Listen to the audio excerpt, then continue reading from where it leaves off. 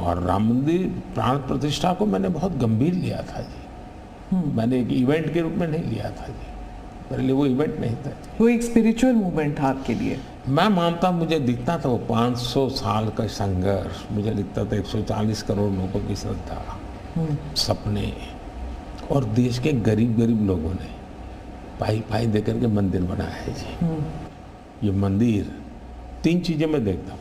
एक, 500 साल का अविरत अखंड एक निष्ठ संघर्ष, लाखों लोगों का एक काम के लिए बलिदान। दूसरा, लंबी न्यायिक प्रक्रिया, इतने सालों की न्यायिक प्रक्रिया, और न्यायिक प्रक्रिया के हर तराजू से तूल करके निकला हुआ, कसौटी हुआ। दूसरा, टेक्नोलॉजी का उपयोग, ASI के द्वारा उसकी खुदाई, सबूत, ये एक बहुत बड़ा। और चौथा, हिंदुस्तान के कोटि कोटि लोगों ने 1-1, 2-2, 5-5 रुपया जो भी दे सकते हैं दे करके ये मंदिर बनाया है। ये मंदिर सरकारी खजाने से नहीं बना है। ये ऐसे पहलू हैं कि जो भारत के स्वाभिमान को, भारत के सामर्थ्य को, भारत के सपनों को, भारत के संकल्प को और भारत की आने वाली पीढ़ी को बहुत बड़ी प्रेरणा देने वाले हैं। हम दक्षिण भारत की बात करते हैं तो पहले मैं दक्षिण भारत के कुछ मुद्दों के बारे में उठाऊंगी। बीजेपी का एक ऐसा नेता तमिलनाडु में उभर के आया है जो इसके लिए मीडिया अटेंशन काफ़ी कुछ आ रहा है, वो है अन्नामलाई जी। तो वो काफ़ी कॉन्फिडेंट हैं कि तमिलनाडु में बीजेपी को डबल डिजिट फिगर आएंगे। तो क्या ये उनका ओवर कॉन्फिडेंस है कि आप भी तमिलनाडु इतनी बारी जा चुके हैं? पहली बात है कि तमिलनाडु जनसंघ के जमाने से और भारतीय जनता पार्टी, मैं कहता हूं 5-5 पीढ़ी हमारी इस विचार के लिए वहां खप चुकी है। तो एक निरंतर काम चला है।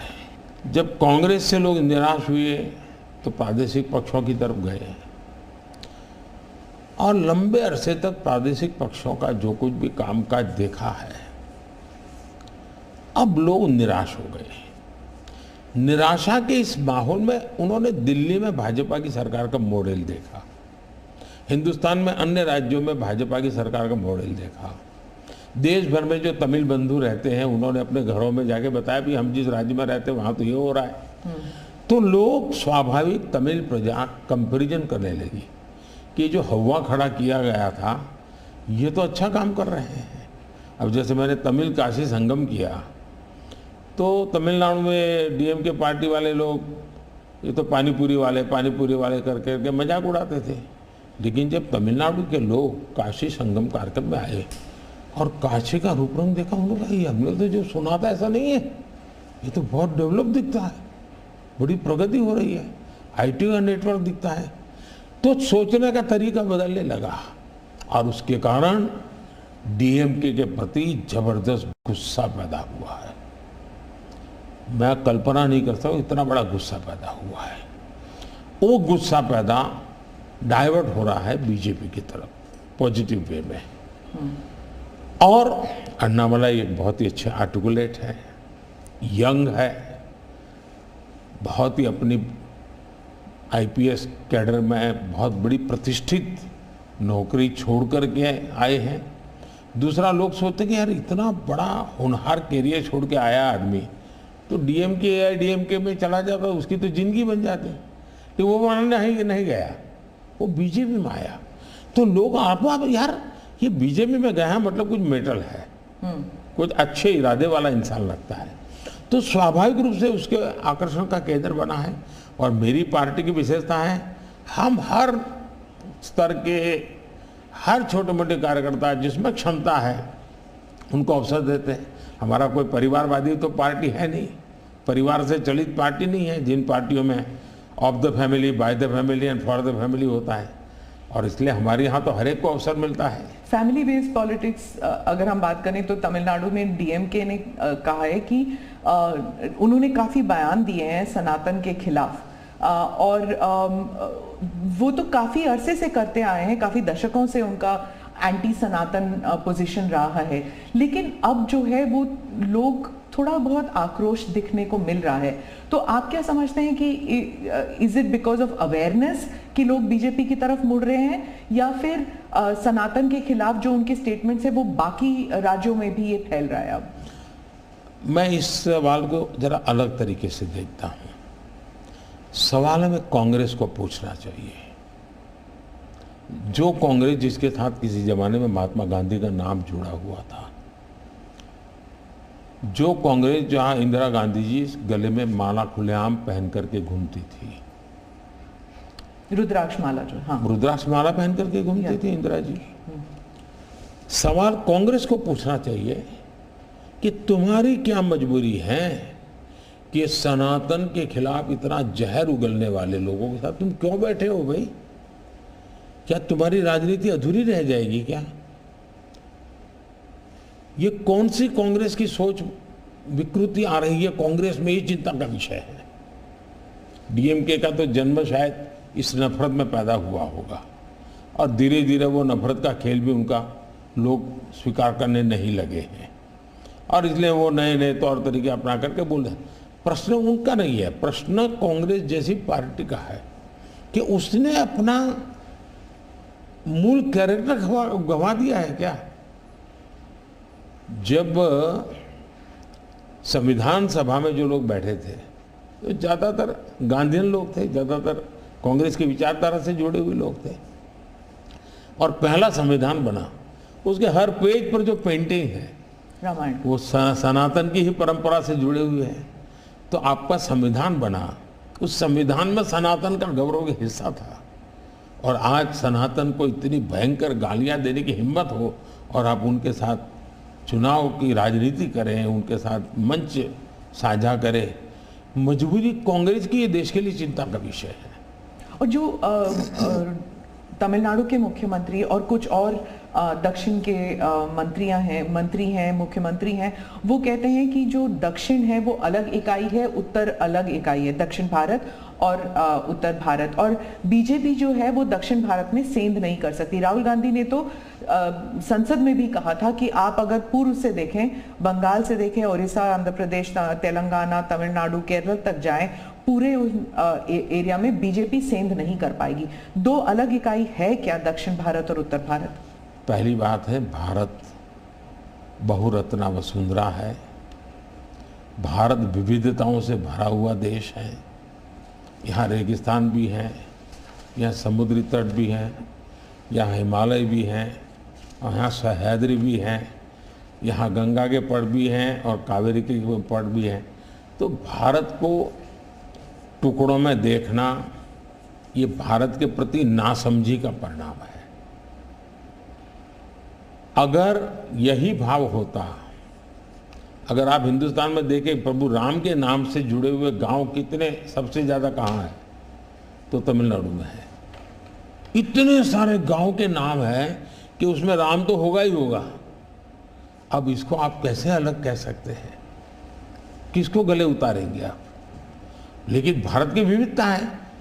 पंजाबी जैसा होगा वैसा नागालैंड का व्यक्ति नहीं होगा, गुजराती जैसा होगा वैसा कश्मीर का व्यक्ति नहीं होगा। तो विविधता ही तो हमारी शक्ति है। हमने विविधता को सेलिब्रेट करना चाहिए।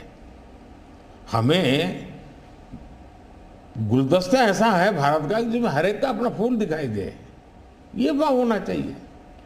कांग्रेस कहती है कि बीजेपी और खासकर मोदी जी इस विविधता को अप्रिशिएट नहीं करते, एक रंग में ढालना चाहते हैं, और अगर 400 सीट जो आप कह रहे हैं अगर वो आ जाता है तो संविधान रद्द हो जाएगा, एक ही भाषा, एक ही रहन सहन, एक ही तरीका होगा, और वो है जो मोदी जी कहेंगे।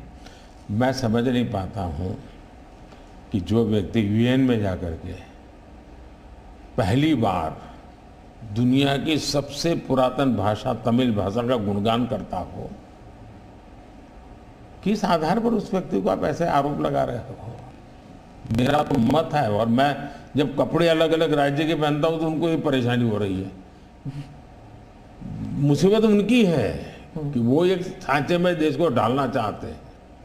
हम तो विविधता की पूजा करते हैं, हम विविधता को सेलिब्रेट करते हैं। और मैं हमको के हर एक को कहता हूँ, जैसे हमने कहा कि भाई डॉक्टर बनना है, इंजीनियर बनना है, मातृभाषा में क्यों नहीं बन सकता है? जब मैं मातृभाषा में डॉक्टर इंजीनियर बनने की बात करता हूँ, मतलब कि मैं मातृभाषा को सेलिब्रेट कर रहा हूँ, उसका महात्म्य बढ़ा रहा हूँ। मुझे अभी ये गेमिंग वाले सब बच्चों के साथ बैठा था, तो उन्होंने से किसी ने पूछा कि हमारे लिए कोई संदेश, तो ऐसे मैंने कहा एक काम करो, अब जब भी आप हस्ताक्षर कहीं करेंगे, सिग्नेचर करेंगे, अपनी मातृभाषा में सिग्नेचर करो, इतना तो गर्व करो। अब मैं तो विविधता को लाने की कोशिश कर रहा हूँ। अब उनको आरोप लगाने हैं, क्या करेंगे? कुछ मुख्यमंत्री हैं वो कहते हैं कि उन्हें सेंटर से सहयोग नहीं मिलता। दक्षिण के भी कुछ मुख्यमंत्री हैं, आप भी मुख्यमंत्री रह चुके हैं, अब प्रधानमंत्री हैं पिछले 10 साल में। क्या कोऑपरेटिव फेडरलिज्म को लेकर आपके विचार बदल गए हैं जब आप मुख्यमंत्री थे और जब अभी आप प्रधानमंत्री हैं? दरअसल, और क्या उन्हें नहीं मिलता सहयोग? दुर्भाग्य हुआ है कि जो रीजनल एस्पिरेशंस होते हैं उसको सबसे ज़्यादा तवज्जो देनी चाहिए। ये मेरी पार्टी की फिलॉसफी है। अगर आप रीजनल एस्पिरेशंस जो हैं उसको नकार करके विकसित भारत का सपना पूरा नहीं कर सकते। दूसरा, मैं गुजरात में लंबे समय तक मुख्यमंत्री रह के आया हूँ और मेरा सौभाग्य है कि देश में मैं पहला प्रधानमंत्री ऐसा हूँ कि जिसके पास राज्य के मुख्यमंत्री का इतना बड़ा अनुभव रहा है।